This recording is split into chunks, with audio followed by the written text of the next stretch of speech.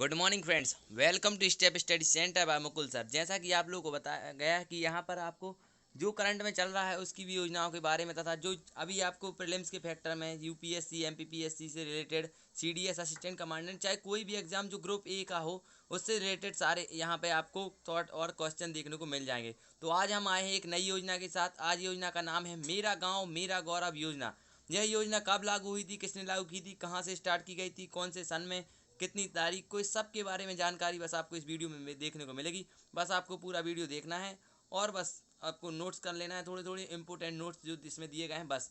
तो अब बढ़ते हैं हम आज की लेक्चर की तरफ। उसके पहले आप यहाँ पर जो नीचे एक लाल कलर का सब्सक्राइब बटन दिख रहा होगा उसको सब्सक्राइब कर लीजिए, लाइक कर दीजिए वीडियो को और शेयर कर दीजिए। तो देखिए क्या है मेरा गाँव मेरा गौरव योजना। तो सबसे पहले वर्तमान के दिनों में अभी ये क्यों इम्पोर्टेंट है, क्योंकि अभी वर्तमान में भारतीय कृषि अनुसंधान केंद्र ICAR ने मेरा गांव गौरव योजना के तहत गोवा के कुछ गांवों में कचरे से निपटने के लिए ग्राम पंचायतों के मार्गदर्शन में अभियान चलाया है। कहाँ चलाया है, ये क्वेश्चन आ सकता है अभी वर्तमान में कि अभी मेरा गांव मेरा गौरव योजना के तहत किस राज्य में चलाया जा रहा है। ये तो गोवा राज्य में चलाया जा रहा है। किसके द्वारा? भारतीय कृषि अनुसंधान केंद्र द्वारा चलाया जा रहा है। अब आपसे ये भी पूछा जा सकता है कि इस योजना का शुभारंभ कब हुआ था या इस योजना के प्रारंभ कब हुआ था। तो इस योजना का प्रारंभ 25 जुलाई 2015 को पटना के अल्मोड़ा जिले के में किसने किया था? माननीय प्रधानमंत्री श्री नरेंद्र मोदी जी ने किया था। इसको भी आपको ध्यान रखना है कि इसका योजना का शुभारंभ कब हुआ था? 25 जुलाई 2015 को। कहाँ हुआ था? पटना में, बिहार में है जो अल्मोड़ा जिले में। और अभी वर्तमान में कहाँ पर चल रही है? ये गोवा में चल रही है। तो ये देख लीजिए, यहाँ पर चित्र भी बनाया गया है, मेरा गांव मेरा योजना, मेरा गांव मेरा गौरव।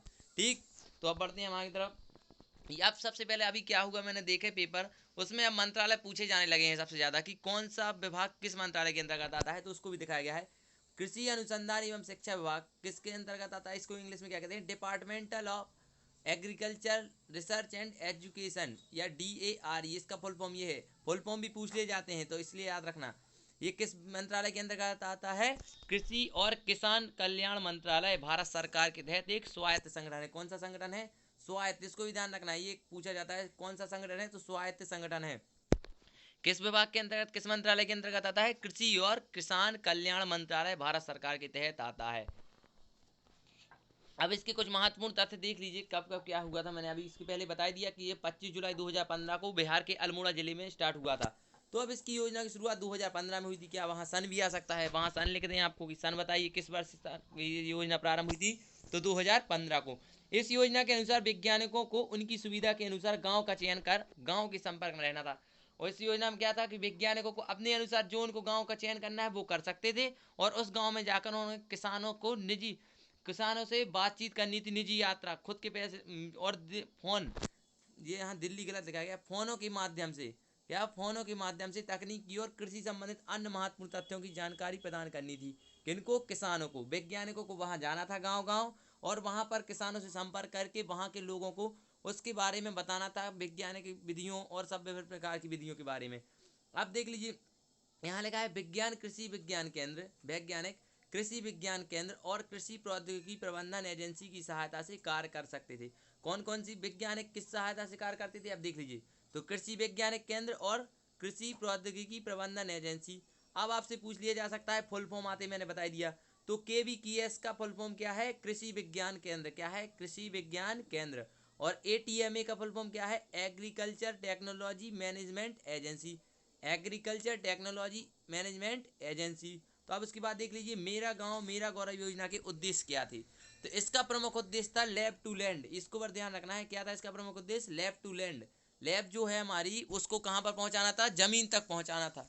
लैब में जानते हो, प्रयोगशाला को जमीन तक पहुंचाना था। इसलिए इसका मुख्य उद्देश्य यही था, इसको ध्यान रखना है। और किसानों के साथ वैज्ञानिकों को जोड़ना भी इसका उद्देश्य था, बढ़ावा देने के लिए। अब आता है आत्मा। आत्मा का फुल फॉर्म मैंने अभी बता दिया है, कृषि प्रौद्योगिकी प्रबंधन एजेंसी या एग्रीकल्चर टेक्नोलॉजी मैनेजमेंट एजेंसी। तो ये क्या है? यह एक रजिस्टर्ड संस्था है। सबसे पहली बात तो आपको क्वेश्चन आ सकता है, रजिस्टर्ड संस्था है कि नहीं? तो यह रजिस्टर्ड है, मीन्स लिखी गई है, जो जिला स्तर पर प्रौद्योगिकी के प्रकार के लिए उत्तरदायी है। किस स्तर पर कार्य करती है ये संस्था? जिला स्तर पर कार्य करती है। ये भी आपको ध्यान रखना है कि ये संस्था जिला स्तर पर कार्य करती है। और इसकी शुरुआत वर्ष 2005 से 7 के दौरान की गई थी। इसका क्या है कि ये 2005 से 7 के दौरान की गई थी, लेकिन इसका क्लियर नहीं हो पा रहा है, ना तो गूगल पे मिल रहा है ना कहीं भी मिल रहा है। तो इसलिए आपको इसको और आप क्लियर कर सके तो बता सकते हैं हमें कमेंट बॉक्स में। इसमें केंद्र सरकार द्वारा 90% तथा राज्य सरकार द्वारा 10% योगदान दिया जाता है। आपको क्वेश्चन आ सकता है इसमें राज्य सरकार कितने प्रतिशत योगदान होता है, तो 10%, और केंद्र सरकार का कितने प्रतिशत होता है, 90%। अब इस आत्मा मीन्स क्या, एग्रीकल्चर टेक्नोलॉजी मैनेजमेंट एजेंसी का किन किन को लाभ मिलना था, तो इसके लिए देख लीजिए। व्यक्तिगत मिलना था एक पर्सनल व्यक्ति को, सामुदायिक महिलाओं को, सामुदायिक महिलाएं नहीं होती, सामुदायिक व्यक्तियों को जो एक समाज में रहते हैं, महिलाओं को मिलना था, किसानों को मिलना था, और महिला समूहों को इस सब के बारे में लाभ मिलने थे। तो यही थे हमारी मेरा गाँव मेरा गौरव योजना के उद्देश्य, और यही थी हमारी मेरा गाँव मेरा गौरव योजना। तो अगर आपको लेक्चर अच्छा लगा हो तो आप इसको लाइक कीजिए, शेयर कीजिए, सब्सक्राइब कीजिए, और लेटेस्ट वीडियो देखने के लिए आप बेल आइकन भी दबा सकते हैं। Thank you.